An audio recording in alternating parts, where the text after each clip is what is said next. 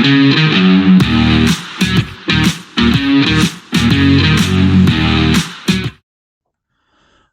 welcome back to the Super Coach Enough channel. In this video we're going to look at the Game Week 34 preview.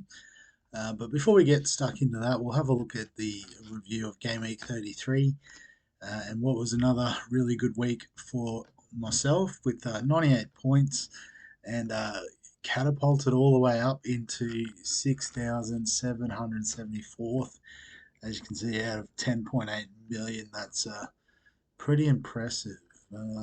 Still a couple of hundred, I think, in front of me in Australia, so it's not overly impressive, but easily my best ever rank, or at least I'm pretty certain I've never been this high before.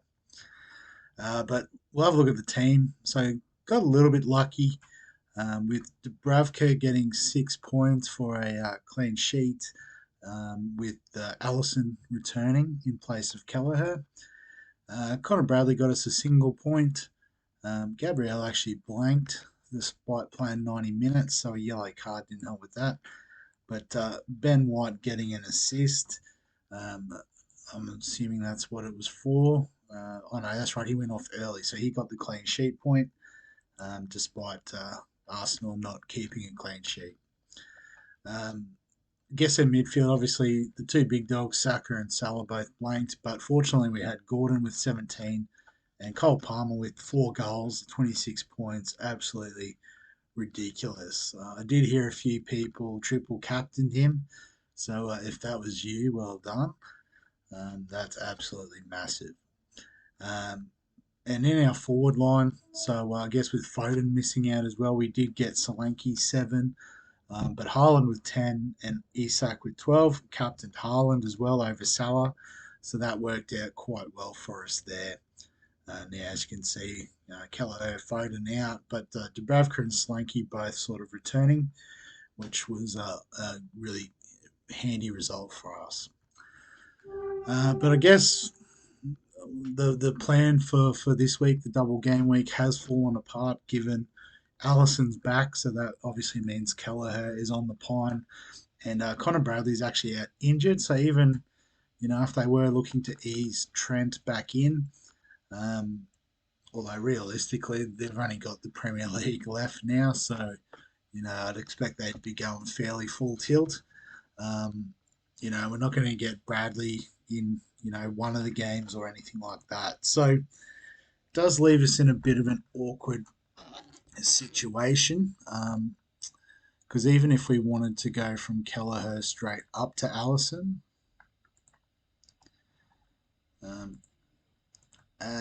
so you can see that we're 0.3 away, and obviously that would mean we're trading in a $3.9 million defender, which they're not very thick on the ground if we even go and look at what we can get. 3.9. So, not much to write about there. Lots of red flags throughout. And I guess you wouldn't really want to mess with any of them in particular. So it was always a risk with this sort of aggressive move. So, I think we might, somewhat pivot and go a different direction. So what I'm thinking is probably the next best team to target. Obviously, we've got triple Arsenal, and we're priced out of Liverpool assets, but I think Crystal Palace, and in particular, I guess we're looking at Dean Henderson in goal. As you can see, Johnston is out for a considerable amount of time, so it's fair to say that Henderson is locked in at 4.4 mil, so still fairly cheap. If we have a look at their fixture, they've got West Ham and Newcastle, so obviously not ideal given we've got Isak and Gordon, but I guess the hope is if they blank, it's because Henderson does the job. And then just looking forward, some nice fixtures. Obviously, Man U and Aston Villa. I can't read. Probably not those level of easy fixtures, but the fact Crystal Palace are at home will be a boost in those games.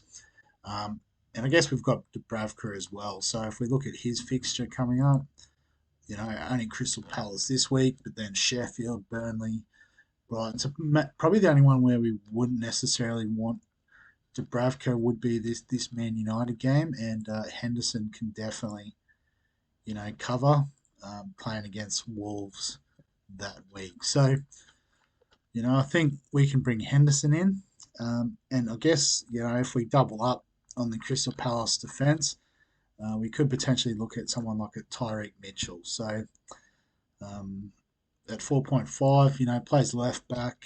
You can see he's nailed on 90 minutes essentially every week.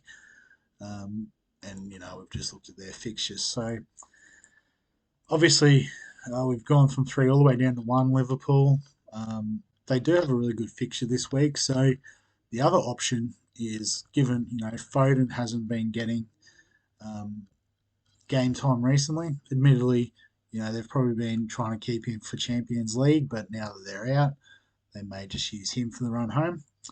Um, but what I'm thinking is, if we do a third transfer, and I guess the toss up is whether this is worth 4 points or not, and we bring in a Luis Diaz.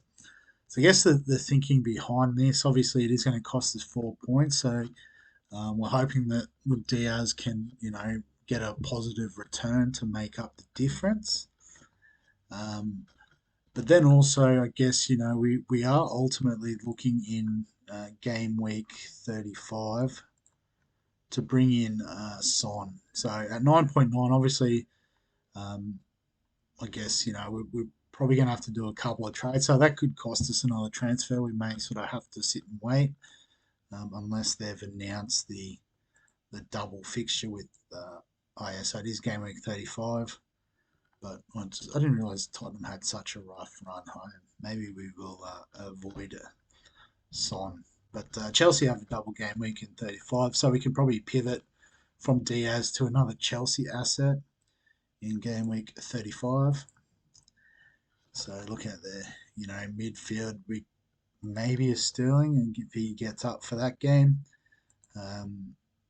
Otherwise, it's probably a more defensive-minded option like a Gallagher. So, um, yeah, so just looking at that, I think maybe Sterling would be the way to go.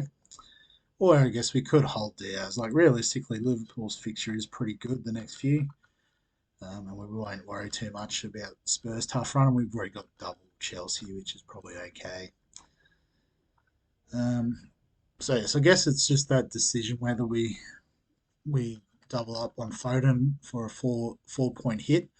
I don't think we've had a 4 point hit all season, so it's probably not the worst option. And I guess particularly if we want to try to keep our high overall rank, we probably need to make some gutsy calls at some point. It's all been very conservative up to this point. Not using hits and but buying extra trades. But I think this might be a good time for it. So I'm going to lock it in, make the transfers, take 4 points off my score for this week. But the hope is that the double game week for Luis Diaz will come up trumps. So in terms of the lineup this week, you can see we've got the three double game week guys. We've also got Ait Nuri on a double, although he's in a little bit of doubt with a calf injury. And we do want Solanke, so we'll bring him in, possibly for Isak, given that we're going in hard on Crystal Palace in our defence. And then I guess we could potentially bring Ait Nuri in for Gordon, so we end up with 9 double game week players this week. Hopefully, Ait Nuri plays both, and then Haaland and Palmer are pretty handy to have in our team also. Just trying to work out the bench. Who would be preferred? Probably Isak. Yeah. So, and then the captain and vice captain. I think Salah is the clear captain option this week. Fulham and Everton, both great fixtures. And then it's just down to Saka or Diaz for vice captain, maybe Solanke, but I guess having both games away is not ideal. And I guess, we've paid the cash to bring him in. And I don't think, Salah's going to miss out in the next two games. So it's really just a honorary sort of title this week, the vice captain. So we'll whack it on Diaz. So I'll just save all that before we lose it. And yeah, we'll line the team up like that this week and wrap the video up there. So as always, if you've got any questions, comments, thoughts, feel free to add them below the video. Give us a like if you enjoy the Premier League content. Subscribe for all the fantasy sports content on the channel. And other than that, we'll catch you in the next one.